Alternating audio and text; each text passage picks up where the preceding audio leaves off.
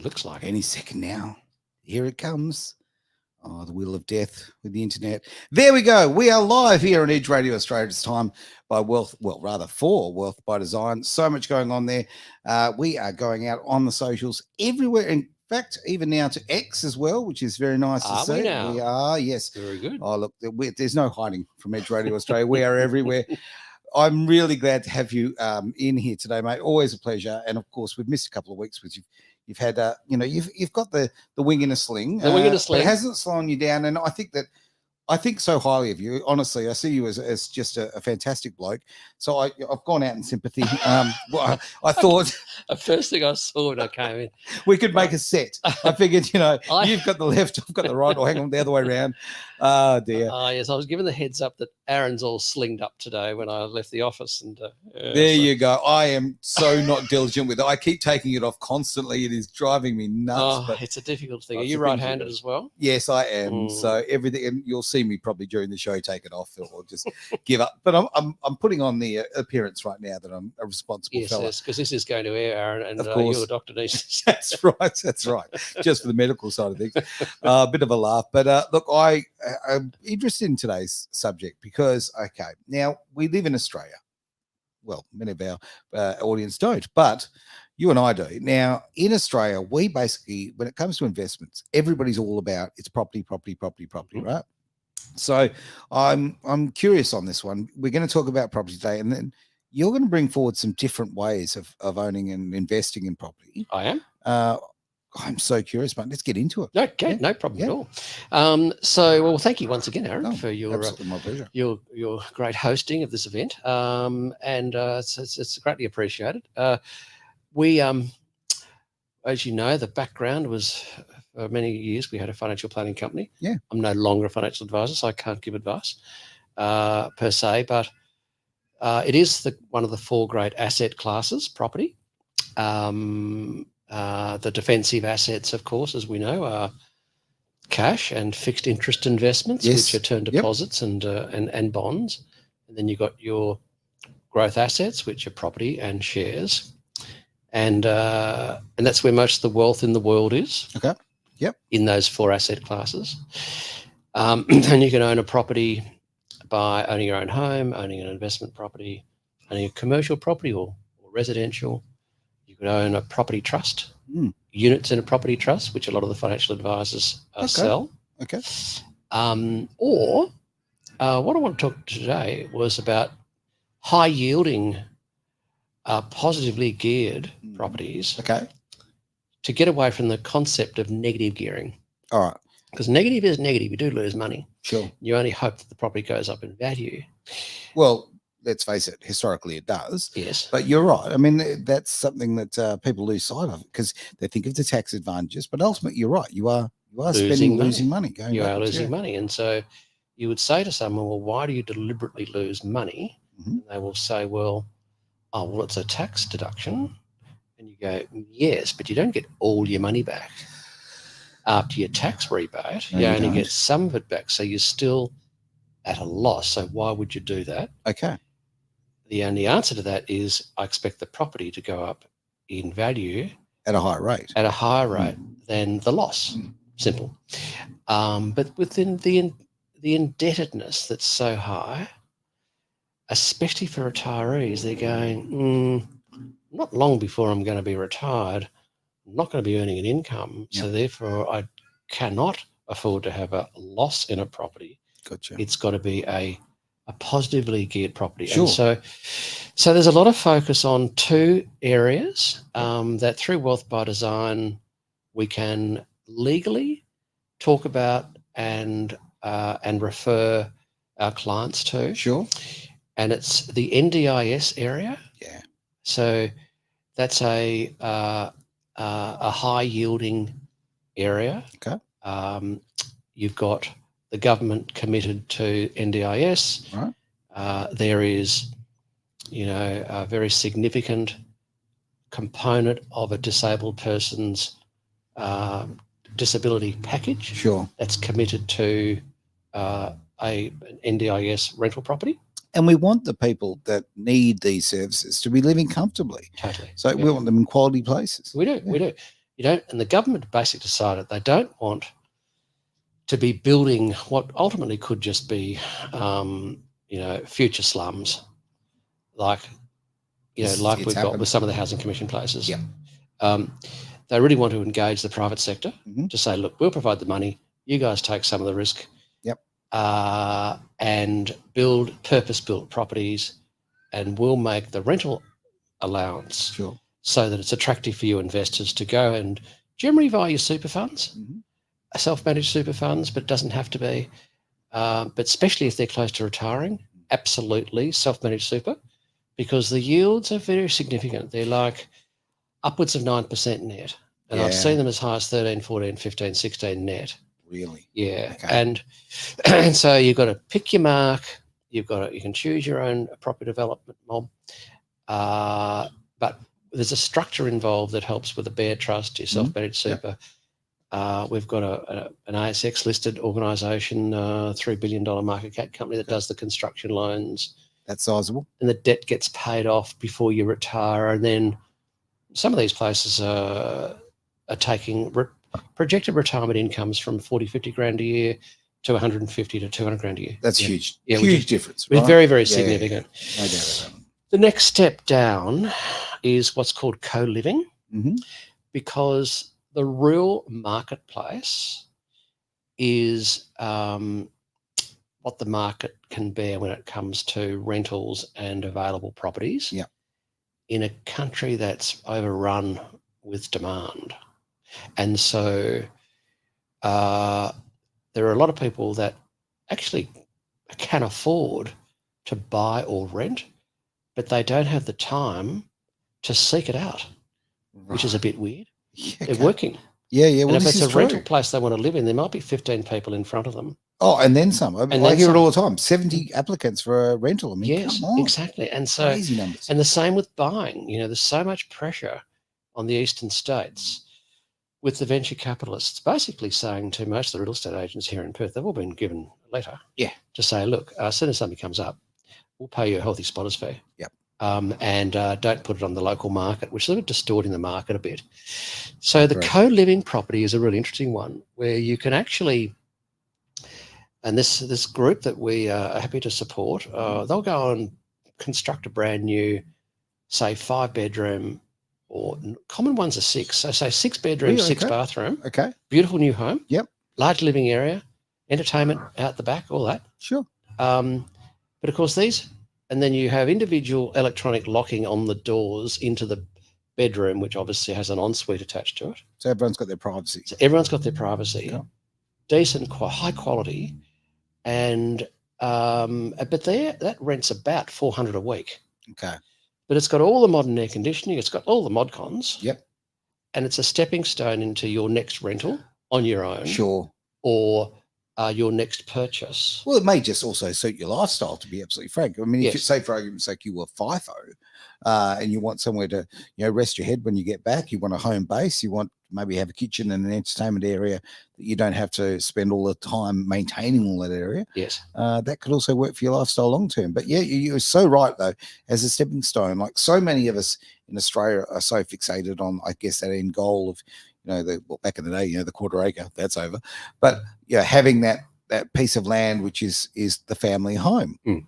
Well, you don't have to jump straight to the 5-bedroom, 2-bathroom, 2-story with a swimming pool out the back. You need to go through the steps. So if you're entering the housing market, this is a great way of doing it. It is. And we interviewed 4 builders last week, right? All happy to jump on board. Mainly because they've got their own spies in the market. Okay. So before the eastern staters get hold of these properties that come on the market, the builders have got their own connections. Okay. They can come to us and say, look, we've got this block of land that is actually not on the market yet. Would you guys be interested? So we will go straight to our group and go, okay, we can put 3 triplexes on this. We can do this. We can do that. Yep. It's co-living or it's NDIS. And so that's fabulous. And the next step in that area is fractionalized ownership of these properties. Okay. So you can buy one of those properties for $1 million through your super, put down 35% deposit through your super fund, borrow the rest, pay it off over 5 years, or you go, well, I can't afford that. I don't have 350 grand spare in my super, Mhm. but I might have 50, 60, 70, Okay. right? So in leverage super. that part of the super. Yeah. And so Okay. fractionalised ownership is where you can say own 5% of one of these properties. So $1 million property, Okay. 50 grand. Yep. Right. This organisation retains 65%, Okay. and they're selling off 35%. So 6 lots of 5, and so that is off 5%. So you go, that's another market, because it actually educates people on the two different ownerships too Okay. of property, because if you go and own a home with your partner, Mhm. it's generally joint tenants. Yes. Yep. That's the ownership. So if you die, your partner gets the inherits automatically. Sure. It's outside your will. So inheritance is the wrong word.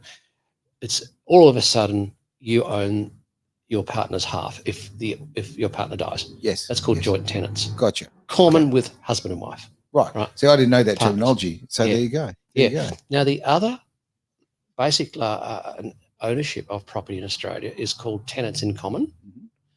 Now, tenants in common is fabulous, where you've got unequal ownership, Okay. right? So that example I gave you, where someone might own 5% of $1 million property. Yep. That is tenants in common, where they own 5% of the property on title.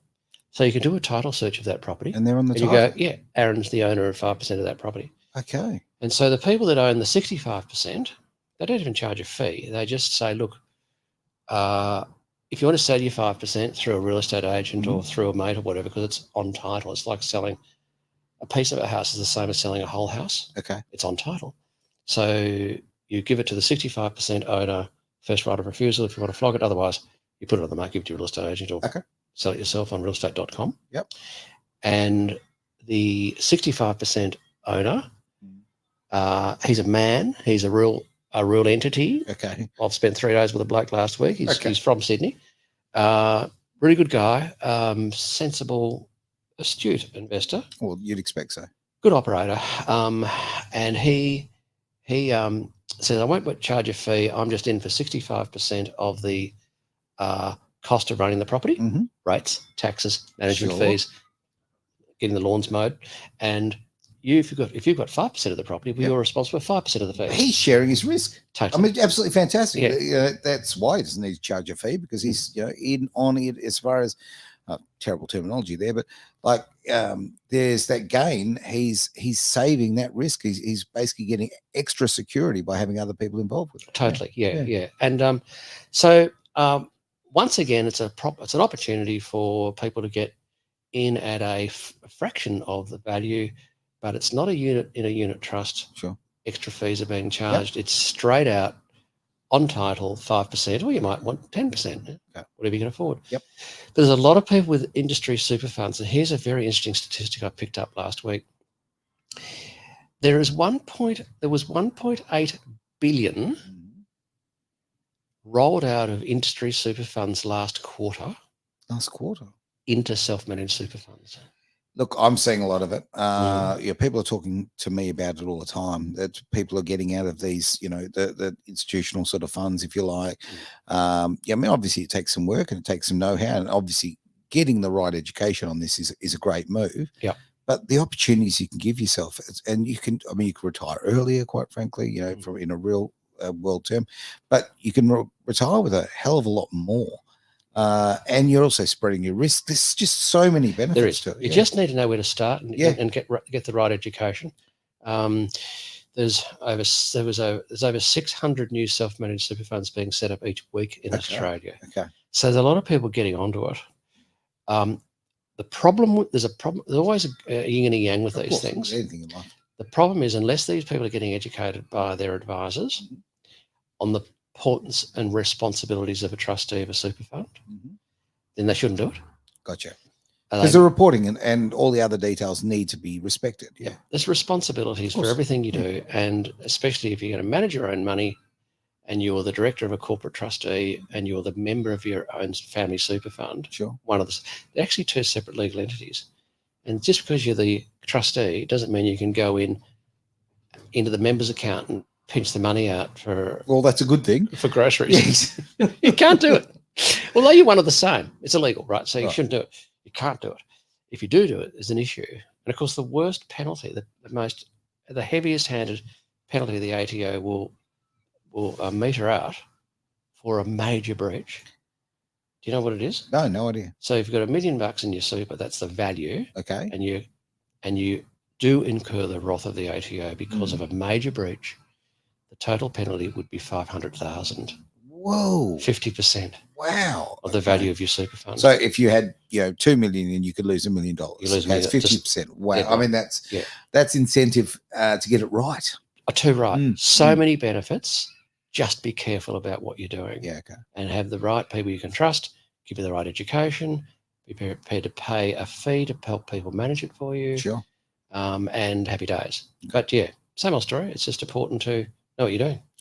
Well, on that front, I mean, obviously, I know what you do at Wealth by Design, but many people don't. I mean, you are very much a one-stop shop, if you like. You can go there and get directed to the people who will give you the best advice here. This Totally. is, So I really admire the way you've done it. You've got people there. I mean, you've been in the industry over a quarter of a century. You know the people who have credibility, the people who have, sort of the legs to prove it, that they've been in the game for a long, long time. Or you see the quality of the way that they go about their business. And I think that's important. Yep. Because I don't. I mean, I walk in, every financial advisor, taxation expert, every settlement agency, whatever. They all look the same to me. I mean, they're all dressed nicely. Yeah. They're nice officers, yada yada. But I don't know who's who.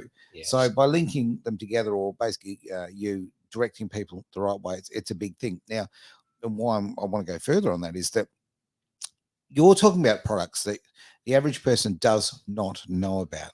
And, knowledge is power. Without people knowing that, they don't know that they can buy a home this way. Right now, there's so many people in Australia who are going, I will never own a home. Okay. You think about just, the Gen, Z onwards is pretty well struggling big time to own a home. Okay. This is a way of getting in the game. And once, like anything, and once you've got your foot in the game, it's a starting point. It's easier to take that next step. It's the old thing about, if you've got a job, if you're looking for a job, the best thing to have while you're looking for a job is have a job at the moment, right? It's much easier to find one. Same sort of thing. If you're in the housing market, you're already there, you're already established. It's great from the point of view of, you're, again, the finance services, the other things that are going to make the journey easier for you. You're already in the game. Yep, absolutely. Yeah. And more are being squeezed. And, we've all got children in their 20s and 30s and 40s. And it's tough unless there's a transfer of wealth from an potential inheritance down to a lot of these kids. They actually can't get started because they need a bloody 100 or 200. And we've got a government right now who's talking about death taxes.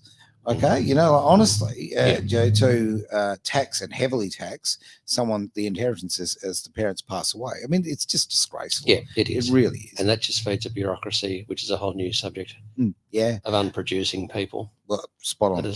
Whereas, if you're going and getting the right advice, say you do self-manage your funds, you've got control of your future. You do. And this is something I'd encourage anybody. I mean, your finances are such a big part of your world, okay, and they, to a big degree, dictate your future and the future of your kids. Let's not get fixated on wealth as such, but wealth means freedom, and it means opportunity. Dead right. Okay, and when you can give your kids opportunities, that's a massive plus. You're right. What do they say? Money's not everything. Well, it's right up there with oxygen, Aaron. It is. I often joke, I go, money can't buy happiness, but it can rent it for a while. But it's so true. I've known of situations in my life where my opportunities have been completely linked to, quite frankly, what's in my bank at that time.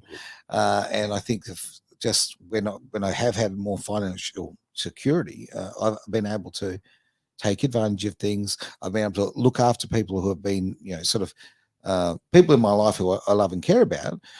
I've had the opportunity to help them. Okay. And that's a very positive thing, certainly in my life anyway. But then I've been in the other situation where I've been down my luck and things have been really, really tough, and people have reached out to me and I can't help them. Yeah. Look, It's the strength of the community and the strength of the confidence and the support that people can have. I mean, you had James Packer, on one of the people interviewed on a recent Channel 7 show, I think, on mental health. And, he shared a lot of his deep and darkest hours and all the problems he's been through, James, ever since really his father died. And so true. He did say, well, money can't buy happiness. However, I'd far prefer to be unhappy and wealthy than unhappy and poor. And it's incredibly, it's terrible. It's a pertinent statement. It is. It's completely relevant. I mean, the government are saying at the moment that the average Australian will actually retire on around 70 grand a year. But what they're actually not being clear on is that 70 grand is made up of 50% of that is the old age pension. Okay. Right? Yep. Around the 35, 40 grand, right? So they're actually not saying that half of that 70 is lining up at the dole office, cap in hand, relying on a government that's running out of money. It's running out of money. To give you half of that 70,000 in the form of a pension. Sure. So in other words, the government is saying, really, you don't have enough money in your super to give you more than around 35 to 40 grand a year for the average Australian. That is a terrible indictment. Right? It certainly is. It's like it's seriously bad. Look, I'm seeing it all the time where I see these ads and I sort of, read between the lines a little bit, I tend to think. And I watch these ads for particular super products and they go, oh, look, comparing the differences and all of that. And then they show an amount and it looks very impressive. Look, there's, oh, look, you retired on $500,000, right? And okay, now that looks very impressive to a lot of people. It's $500,000. It's a lot of cash, right? Yeah, but is it? Because if you retire, if you start your working life and you're in your 20s and you're retiring on 500,000, by that stage, 500,000 is probably going to be 1 year's income, right? It is relative to inflation. And right now, when we've got governments who are just printing money and creating inflation at ridiculous rates and being very, very reckless, we have to counteract that. We do. Okay, so that 500,000 is literally it wouldn't buy a Happy Meal. Yeah. It's getting a bit ridiculous. And and they're right, mate. It's about capital and income. So if you've got lower capital, you must have higher income returns, right? And so that's always something to keep in mind. You might just have one $700,000 or $800,000 property. Sure. But if it's producing net returns, say 9, 10 or 12%. Yep. Like your normal residential property is giving you 3%. And that's backed by the federal government on a 20-year disability package. And the government can afford to continue to do it, which is the big question.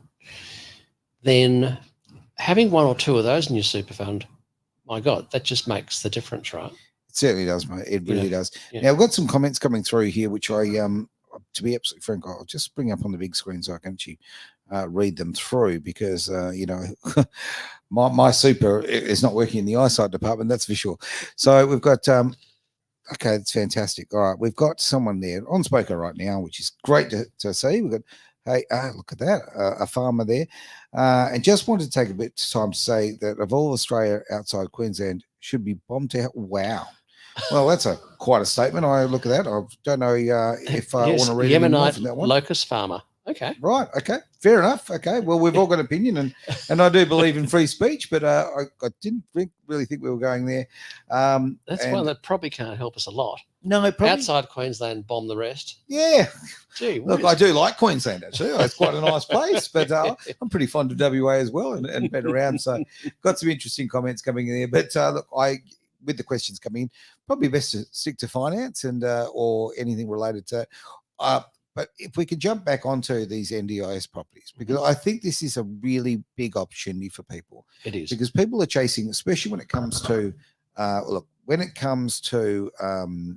their retirement, security. right? Security, right? The fact that the two of us are here with both our arms in slings, proves that in life you do need security, you need a backup plan, because You need a clearly, backup plan. things don't bend or bounce the way they used to when we were younger. No. So in retirement, you need to build yourself a bit of a buffer zone. These NDIS things, though, the returns are very, very strong, and obviously, you can't predict this for life. Things are going to go up and down. I completely understand that. But you are talking about, a government program. We are talking about the NDIS, and we're talking about people who need help with disabilities. I mean, that's not going to go away. No, They're always going to need, people are going to need homes. Yep. So to me, this looks like something that's got a lot of safety. And as I say, when it comes to retirement, we want to know we're in safe hands. You do. And look, and it's the NDIS is actually under a lot of pressure at the moment because of the rorting that's been going on. Sadly, yes. In large sections of it. So sort of like a package of around 400 grand for a high physical support disabled person, which is the highest paying category. About 25% of that goes towards the rent, and the rest goes towards the servicing. So the carers and so forth. But there's a strong argument or suspicion that the government sanctioned companies, organisations that run the servicing side, very high administration costs, very, very high, and that's how much is getting down to the carers and how much is getting down to to the disabled people. Look, during our community focus programs that we've done, we've actually we've really stumbled across that a lot. The services tend to be really ridiculously high. Whereas the other side of things, when you're building with bricks and mortar and you're building securities, I see greater value in that. Obviously, the services are really important, but the admin is ridiculous. It's just they're gouging, and it's disappointing. We saw it with pink bats. We certainly did. I Peter remember Garrett, that. pink bats. Look, I remember all of that. Kevin 97, all of what came through that. But and greed sort of gets into it. But thankfully, if there's enough consumer pressure, people like us talking about it here, there'll be enough pressure on the government to go, look, we've got to dig into this and sort it out, because you can't have the rorting. No. But because you need the taxpayer being looked after, in the sense that the money that they're committing is actually going towards a genuine cause and when we're paying our tax. I like to know that that horrible money that I'm having to pay, and I'm grimacing as I do, but I do want to know it's going to people and genuinely helping people in tough situations. I think I judge a society on the way it treats its most vulnerable, and I'm very proud in Australia that we do look after people who have got disabilities or challenges. I think it's really, really important. But like anything, I also don't like being ripped off as a taxpayer. So that side needs to be stopped. In the housing side of things, as I say, bricks and mortar, long-term security, the fact that this is not a service that's fly by night, this is something that's got legs to it. It has legs. And look, and even some of the builders are doing the wrong thing by just going out and building these random houses where the disabled people and their families don't want their disabled people living. And some of these investors have been caught up in buying these properties, and it's a bloody shame, because it's greed on one side for builders to flog these things to ignorant investors that don't know what they're buying, on the basis, my God, it's an NDIA house, how much, isn't this going to be fabulous? So once again, you've got to tread carefully, do your research, and honestly deal with people that want to build the best brand. And our group are doing that. We're going, righto, we're saying to the builders, you've got your own NDIS support people, get them to tell you where they want to live. Yeah, right? So true. Start from the ground up. Yeah. And if they want to live in that area because they're close to family and it's close to public transport and close to the hospitals and all those things that are important, then that's the starting point for any of the work that we do in this area, because then we go, right, well, the builder then can say, we've got this land in this area that these disabled people want to live in. When then we can say with confidence to our investors, hey, this is probably a good opportunity because it all stacks up. So true. The 20-year disability plan that these people receive from the government is completely portable. Okay. So they can take it wherever they like. That's important. And so I visited a fantastic NDIS property in Carr Street in Leederville a couple of weeks ago. Okay. And Certainly in the centre of things, right yeah, there. Yeah. absolutely. Good spot, beautifully built property. Local builder, knew what he was doing, and like 80% of the tenants, guess where they came from? Where's that? Quest Apartments Really? out near Scarborough Beach Road. Yeah, yeah. Really? Because they had their money, they had their packages, Okay. all provided by the government, all approved. Yep. Had nowhere to go, so they couldn't stay at home. They had to go somewhere. Here they all are, jammed up in these tiny little boxy bedrooms with toilets that wouldn't fit their wheelchairs. Disaster. Exactly. So the right people and the right connections said to these guys, hey, there's a brand new property in Car Street in Leederville. It's got all the mod cons. Just wave your hand while you're putting your wheelchair up to a little pad on the wall. The door flies open. Fantastic. Facial recognition, security at a separate entrance for when the carers turn up. Okay. Like these little really details that make state of the art, like a yeah. really modern disabled hotel. Okay. And because they've got a portable disability package, they can go, well, we've just blown a year here, happy days. We had to get out of the house and our families. Sure. So we're getting out of this crappy old Quest apartment thing because it's okay for short stay people that are not disabled, but for the disabled with wheelchairs and real issues. No, it's a real struggle. Absolutely. Yeah. I'm very impressed with the fact that they didn't have to move very far because actually somebody I know who has a son with a disability is just no thought's been put into this, and they've actually had to move 90 minutes away from the family home. Right. And 90 minutes. 90 minutes. And I think it just causes so much extra pressure, stress, and obviously, it stops the amount of time they can spend together. It becomes a big deal. Whereas, and I think this is another thing that I tip my hat to those in the private sector on this, because it's private sector thinking and not bureaucratic rather, sort of rationale. They are thinking about the placement of these establishments, the access to public transport, all those sorts of extra things, because you tend to think differently in the private sector, and it makes a difference. It really makes a difference. Yeah, it does. Think it through. Don't be in a rush. Be thorough with your research. Line it up properly. So if someone's 10 years out from their retirement age, you've got to get onto it now, because it might take 2 years to get the whole plan lined up. Yeah. Move some of your money out of your super into your self-managed super fund. Find the right tenants, find the right property, find the right builder, set up your bare trust, have one of our recommended financial planners do that, because we can't, we're not licensed, but we can steer people to the right licensed financial planners to do that. But again, I'm going to repeat part of our what I've team. said before. I think it's a great thing, like not being licensed anymore. The fact you made that decision has given you so much freedom to act in the best interests of people. Totally. The restrictive manner that, that financial advisors are now really held to, I think this is a great way of doing it. You are able to link people together to get the best for them. I think it's a much better model, if you like. It is a great model. We've got great finance brokers we refer the work to, great lawyers for estate planning. Yep. Real estate agents. We're not licensed real estate agents, so we'll refer the right agents and developers. So it works. It works, and we do what we can, and we charge a fee for doing basic guidance, education, and training.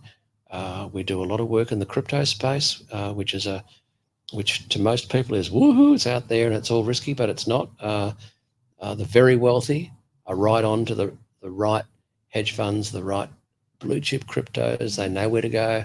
We offer that same service to retail people. So they don't need $500,000. They need $100 to get started. So we've got the only fully insured crypto exchange out of 430 exchanges in Australia. Stuff like that. And we can do that completely legally, because it's education and training, giving them the knowledge. We actually had a show at our office last night, and when people couldn't believe the knowledge that they got. Look at the way you're diversifying there, though. Okay, you're not putting all your eggs in one basket. Okay, you're looking at different investments. We're talking about property here. We're talking about crypto. We're talking about different ways. Because if you do, if you are sort of concentrated in one finance area, if there's an upturn or a downturn, okay, you get the advantages and disadvantages of that. By spreading your risk, you've got greater opportunity, but you've also got greater safety. Totally, yeah. Diversification is quite critical. Mm. So, if you might have a real bent on properties, that's how you're wired.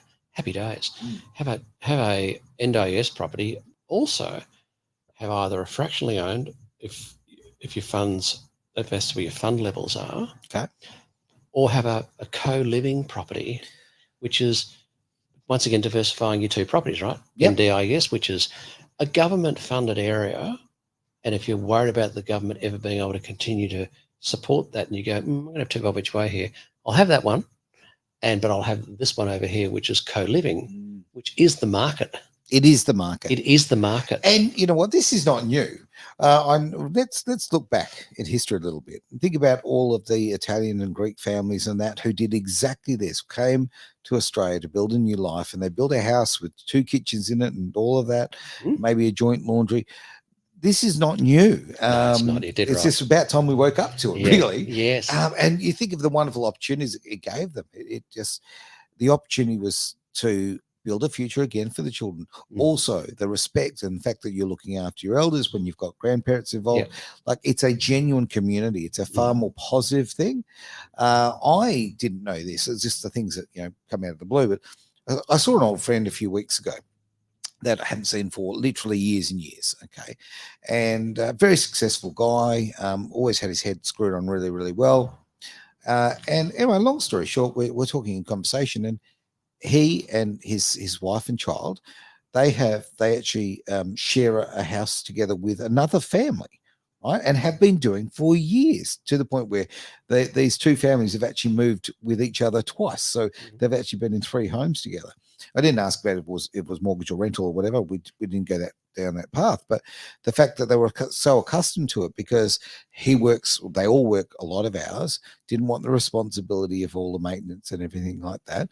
So it made in financial sense. So they live in a beautiful place, and they share the responsibilities of the middle of it. Now, to me, that was a completely foreign. I mean, look, I never even did the share house thing. So, apart from living at my mates with eating the noodles and doing the university stuff, but it's amazing what kind of characters that will get involved in doing it, and they really benefit by sharing those costs, sharing the responsibilities. And in this particular case, it freed them up with so much extra time to build their business and their financial success and their freedom, therefore. Yeah. Dead right. Yeah.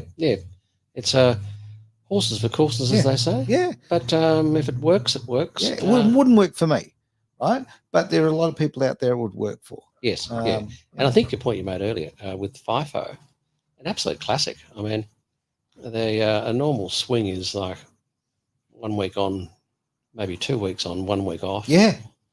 Well, God almighty, for the 1 week off, you don't need much. No, you don't. And you know what? Go and buy a property if that's where you want to live. Buy your property, fine. Do the needed gearing if that suits your situation. But as far as where you live, 1 bedroom. Yeah. In a great area, close to everything, why wouldn't you do it? Look, if I was working FIFO and I was working, 12-hour days, 14 days as a run, the last thing I want to do when I get back is mow that lawn. That's the last thing. I know. I don't have any interest in all of that. I think that, I work a lot of hours. I'm very, very busy, and that I just don't want to be doing that rubbish. Now, obviously, you can pay money, you can have people do that, and that's one other way. But if you share that responsibility, if you're just going back, and you can get back, you can enjoy your life because your room's exactly where you left it. You've got your privacy, you've got your bathroom, and you've got those shared facilities that are being looked after. Yes, it's just winner. And that's just all part of how you would structure one piece of your lifestyle and your building up your financial structures, so that when you do decide to stop work in your 60s, you've got a situation where you go, right, I'm done. Yep. And I'm not lining up at the dole office for any support from the taxpayer. That's like a no-no. Yeah. You've got to start thinking about it now. It's a good point. And like a lot of people, we use FIFO as the example now. Now, you might go, okay, I'm working FIFO. I'm doing really well financially.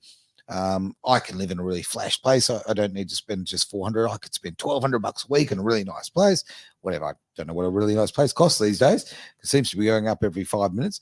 But okay, here's some common sense. Well, in my eyes, anyway, this is my thoughts, is if you were in a place like that, a shared situation, and you've got your privacy and you've got not having to mow the lawn, all those kind of extra dramas, you've got your $400 you pay there for where you're living. Okay. Well, while you're doing that, go and buy an investment property. Totally. Right. Use that. All of that rest is, as I say, that financial amount. There's a massive amount there that you could be buying that investment property that you could use financially to the benefit of your tax. And that's profit. Dead right. Okay. Let some of the rent pay the debt off. All those rules haven't changed. No. And I mean, the reality is that a lot of people only have their own home because you don't have security of tenure in Australia as a renter, right? As a general rule. Like in Europe and States, you can actually rent a place for 25 years and know you're not going to get kicked out. Yeah, right. Okay. But here, it's different. The landlord runs the show. Sure. And so therefore, we would all go, bugger it, although tax-wise it's not the best to own your own place, it's still a good idea because I don't have the property inspections happening every month or 6 weeks or whatever it happens. And at least I've got a capital gains tax status, like capital gains tax free in my own home. Hopefully that won't change as the government runs out of money. You did mention death taxes earlier, and will that involve the family home, the way the unions and this current government would be thinking? Yep. I think I'm not that confident. Neither am I. I really am not. And, I mean, the best thing we can do as far as I'm concerned when it comes to this government is the election comes up, say goodbye to Elbow. But that's my personal belief. I just think he's, without doubt, the worst prime minister we've ever had. Elbow's, at the end of the day, he's a puppet. Yeah. He's just a puppet for the Greens and the unions. We know that. And so, well, I know that's my opinion only, but, someone said to me the other day, they go, but he got voted, he got the most votes, right? Look, he got just under 33%. So that's let's look at it another way. Let's just say, okay, so what, 68% of Australia didn't want him. Let's be real about this. Again, and I'm not actually advocating for the other side here. Quite frankly, sometimes, if it's left or right wing, it's the same bird, right? It's about who's controlling the bird. But in this particular case, we've got a government in place which is taking away the control of the everyday Australian and doing it as a Labor Party, which is supposed to be for the people, for the worker. I mean, it's just deception 101. It is. So it's just a socialist way of living. So the way that you get out of a socialist lifestyle is by creating your own financial freedom. Yeah, right. And this is not a selfish thing. This is not about money. This is about, giving yourself, and as I say, your children, or if you don't have children, whatever the case may be, this is about buying your own future and your less dependence on being controlled. Yeah, being financially independent is our whole game at Wealth by Design. Yeah, there's so many different levers that can be pulled depending on where you're at in the journey, what your position is financially, blah blah blah. But there are steps in there that people can take to get themselves back on track. Very, very good point, mate. Now, come to the end of the show. So I think there's obviously people who want to contact you, and you offer a particular service where you can actually go online. I was on there today, right? I was actually clicked away, and geez, it's easy. Yeah. Honestly, look, if I can do it, user friendly, very, very user friendly. So you can basically book an appointment one-on-one with you. Yeah, absolutely. Yeah. So Wealth by Design, all one word.com.au, is simply go there, have a look around, and then there's various opportunities to click on a calendar link. Yep. Just click on that and book a time in. So we'll give people 15 minutes for a bit of a chat. Yep. And they can air their thoughts or concerns. They can even click on another link and fill out a whole bunch of data, so they get much better value out of their 15 minutes. Yeah, so I like this idea. So this is how I've got a property, I've got this, I've got that, I've got so much in super, crypto, yes, no, how I got my will done, basically all the important stuff, even like advanced living. Like, do you have you've got EPAs, enduring powers of attorney, a will, testamentary trusts, and advanced dependency, I think it's called, but don't quote me on that. I'm getting it wrong. But it's a state-based thing where you can basically say to your doctor, and it's legal, that if you're terminally ill, you've said today that you only want pain relief, do not revive me. And that's just bloody good homework. If you don't want to sit there as a vegetable and get being revived, Sure. just say, let me go. Give me plenty of morphine. Mate, are you listening to my phone calls? Because I'm not even kidding. I am obviously on that front, but we've just my partner and I have just gone through this with a loved one, and they were very clear about. I love the fact that she put her paperwork down and had that in writing about the fact no reviving, no this, no that. Okay. Yep. Wanted to go out her way, Mhm. and I think that's. I mean, I think you've got every right to do so. Advanced Health Directive, it's called. Okay. Yeah, and Brilliant. so your GP holds a copy, Okay. and it's a legal document. It's all Right. part of your will. Yeah, and the GP's got those instructions. Go righto. Yeah. Well, look, we're all about body autonomy here at Edge, and your right to your own decisions about your own body, your thoughts, and your access to your own decisions, I guess, and not being controlled by others. So Yeah. this is a great way of taking control, just literally on a piece of paper. I don't think it'll cost you much, will it? No. There is no charge for that. There you go. That's not a bad zero price, charge. It's just part of the service, really. Okay, brilliant, mate. All right, I think we'll end the old show here. It has been Wealth by Design here on Edge.